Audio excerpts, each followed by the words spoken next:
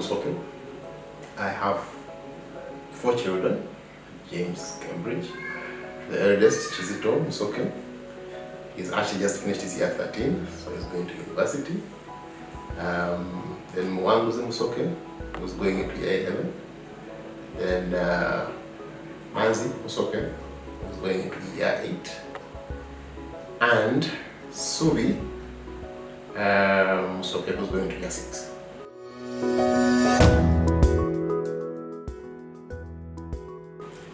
Interestingly for me, I was surprised how quickly James was able to sort of transition from physical learning to online learning.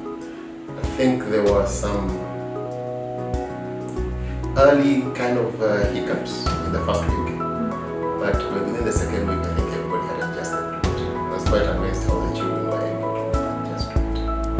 Of course we had some challenges. We had to structure ourselves correctly in terms of connectivity, so we had to scramble around to actually install all the required systems. But also, I guess, providing the right space for the children, the right discipline environment that they can actually sort of like focus on their studies. It took some time to actually get into the system like that, but eventually we got to it. I said within the second week, we're there.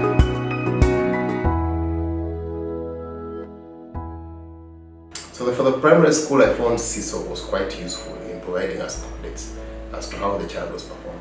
So actually we could monitor how Sobi was performing with the updates from the teacher. Sometimes we would sit in the classes in the mornings and hear the teachers were advising them. So I found CISO quite helpful in keeping track of what was happening. For the secondary school, it was a bit difficult. We did not really find out performance of the children, I guess, until towards the end of that first term. We didn't get that feedback. So it was when we go to the parent-teachers meetings that actually we realized that there were some areas where Manzi was falling behind in his homework, where Manzi was actually struggling to sort of participate in class and all that stuff. So CISO, I think, had a lot of that.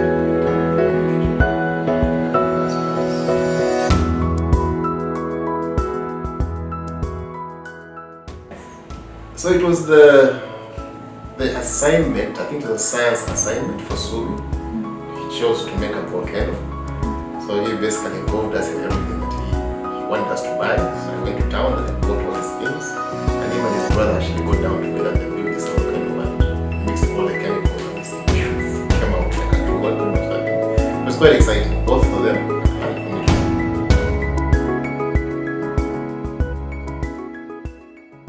Yeah, I guess the challenge we've had here in Uganda is that we got out of the lockdown just as those holidays were starting. So all of us were trying to get back to the normal, get back to work, get back into systems that we had been used to before but were not really being engaged with. So there's not been much of a holiday for the parents, but for the children, we're arranging sports camps for them. So they're playing basketball quite a bit with some coaches. At least that's keeping them busy. But we're all trying to get back to making some money, so no holidays for us. Okay.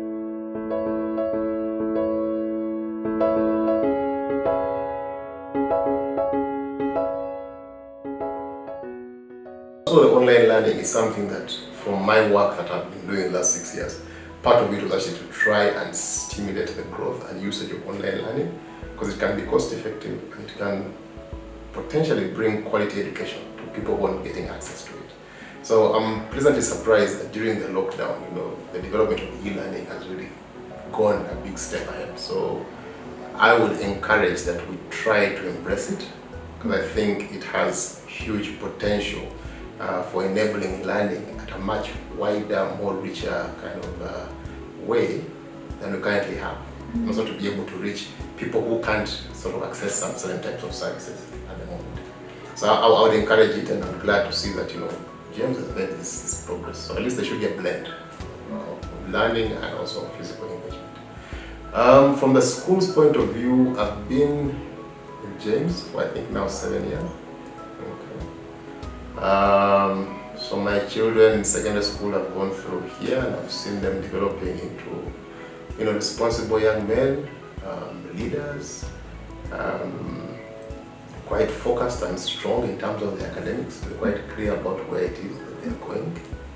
And yeah, the teachers have been quite helpful as well. We always have challenges with the children, but the school has been quite helpful in helping us to actually manage this thing. So glad to see that GCTOP has gone through the whole 6 years that we went to university. And yeah, I definitely think it's quite an environment to develop, really responsible citizens, in my opinion. Yeah. So I would definitely encourage others to look at the school.